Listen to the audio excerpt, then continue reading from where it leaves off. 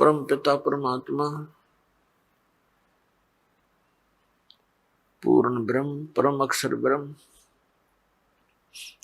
कबीर परमेश्वर जी हैं। ये अनंत ब्रह्मांडों के उत्पादक हैं, ये सब के सृजनहार हैं। परमात्मा की खोज में आत्मा उसी दिन से लग गई जिस दिन से ये इस काल के जाल में फंसी थी। क्योंकि जो सुख इस आत्मा को सतलोक के अंदर था, यहां इस काल के लोक के किसी कोने में नहीं है। ये विशेषकर हिंदू धर्म के प्राणियों में, उन आत्माओं में एक विशेष आस्था है परमात्मा की, और उनको इतना ज्ञान है सदग्रंथों के आधार से कि गुरु के बिना मोक्ष नहीं होता। ये तो प्रत्येक हिंदू धर्म के पुण्यात्मा के, चाहे कोई भक्ति करता है या ना करता है, तो वो भी ये जरूर अवश्य कहता है कि वे गुरु बिन मोक्ष नहीं। तो पुण्यात्माओं, इस धारणा के अनुसार इस आवश्यकता की पूर्ति के लिए ये प्राणी गुरुओं के पास जाने लगे। अब श्रद्धालु को कोई ज्ञान नहीं होता, क्योंकि वो तो जिज्ञासु होता है। जैसा भी उसके गुरुजी साधना करने को कहते हैं वो समर्पित होता है, वैसे ही करता है। तो पुण्यात्मा सभी भक्ति भी कर रहे हैं और बुराइयां ज्यों की तो बढ़ रही है। काम क्रोध लोभ मोह अहंकार किसी के अंदर भी कमी नहीं बनी। इसका कारण क्या है कि पूर्ण संत ना मिलने से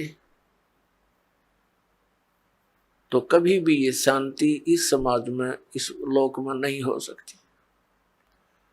600 वर्ष पहले परमात्मा आए थे, स्वयं एक संत की भूमिका करके चले गए, और साथ में एक जुल्हे का कार्य भी किया करते थे, ये प्रमाणित करने के लिए कि परमात्मा पाने के लिए जाति और धर्म और कर्म, यानी जैसे कोई ज्यादा बड़ा सेठ यानी धन अधिक या कम, ये इसके लिए कोई मायने नहीं रखता। गुरु पूरा हो और शिष्य सूरा हो, सूरमा। सूरमा का अर्थ है कि इस भक्ति मार्ग पर जो प्राणी लगता है तो उसकी सब क्रियाएं अन्य संसारिक व्यक्तियों से भिन्न होती है, तो उसमें हमारा समाज बाधा करता है, और जो उन बाधाओं की परवाह ना करते हुए आगे बढ़ता है इस भक्ति मार्ग पर, वो सूरवीर होता है। कौन कौन थे सूरवीर? जो आप जी को बहुत, जिनका ज्ञान है सुप्रसिद्ध है। धरु थे सूरवीर, प्रहलाद थे सूरवीर, और अब वर्तमान में ये दास देख रहा है कि मेरे इस परमात्मा के ज्ञान से परिचित इस दास के अनुयायी ये सूरवीर। क्योंकि क्रोथा कांड के दौरान इस दास को इतना बदनाम कर दिया गया था, झूठा,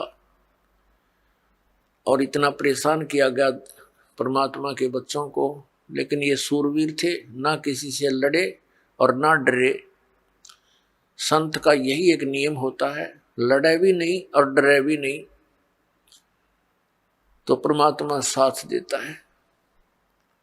आज हम सफल हुए, पूरा विश्व के अंदर ये ज्ञान जाएगा, परमात्मा का साथ हमारे साथ रहा और रहेगा, क्योंकि ये काम उसी परमात्मा ने शुरू करवाया है। ना हमारा कोई खानदानी पेशा, ना दादे परदादे माता पिता ने कभी यो काम कराया, ना दास को ये मजदूरी दी, तो दास का उसी दिन से ये अटल इरादा बन गया था, सिर जाओ से डट जाओ, परमात्मा के चरणों में ये शीश जावे तो सफल हो। तो पुण्यात्मा, आप जी का सौभाग्य है कि काल के दूतों ने परमात्मा के इस अनमोल धन को पाताल में डाल रखा था। यानी ये समझ लो कूड़े के ढेर में घना नीचे दबा रखा था। अब दास पे कृपा हुई, रजा मालिक कबीर भगवान का साथ दास के साथ है, तो अब ये धन आपके रूबरू हो पाया है। इतने संघर्ष के बाद सन 1994 में दास को परमात्मा ने आदेश दिया था, गुरुदेव ने, दीक्षा उपदेश और सत्संग करने का। और आज सन 2012 हो गया, लगभग 18 वर्ष हो गए संघर्ष करते ने। -0 से भक्ति को ऊपर उभारा है परमात्मा कबीर जी की दया से।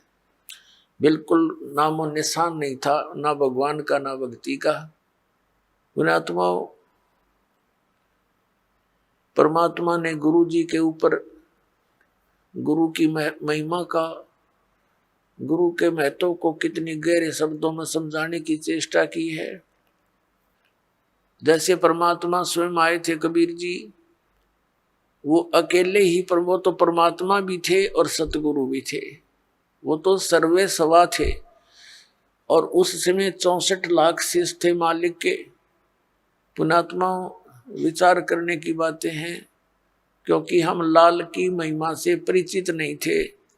लाल की को सुनते अवश्य थे कि वो बहुमूल्य होता है, लेकिन पहचान नहीं थी।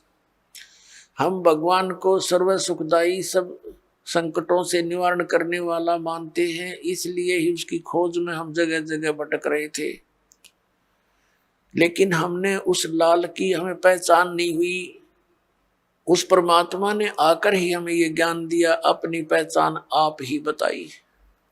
तो कहने का भाव यह कि 64 लाख शेष होना उस समय एक धानक के, जुल्हे के, ये कोई बड़कों का खेल नहीं है, जिसको हम एक शूद्र कहते थे। एक कवि तक करके कवि कह के सीमित कर दिया था, फाइनल क्लोज कर दी थी उनकी फाइल को। अब वह फाइल फिर खुली उस भगवान की। वो परमात्मा है, हमारे पिता हैं, तो वो परमात्मा स्वयं सतगुरु भी थे और वो परमेश्वर भी हैं। सतगुरु की भूमिका भी उन्होंने की, वो जगत गुरु भी वही है। और फिर उनका कृपा पात्र, उन्हीं के ज्ञान से युक्त, उनके आदेश अनुसार फिर सतगुरु वही भेजते हैं। पुण्यात्मा, इन वचनों को गणी गहराई से सुना करो, इनको हृदय में जाने दो कानों के माध्यम से। जब तक बच्चा दवाई को अंदर नहीं जाने देगा, वो काम के करेगी। तो इनको बहुत गहराई से सत्संग के समय तो आप एकाग्रचित हो जाया करो और परमात्मा के इन वचनों पर गहराई से सोचा करो। तो इस प्रकार आपका जन्म मरण मिटेगा और परमात्मा प्राप्त होगा। बोलो सतगुरुदेव।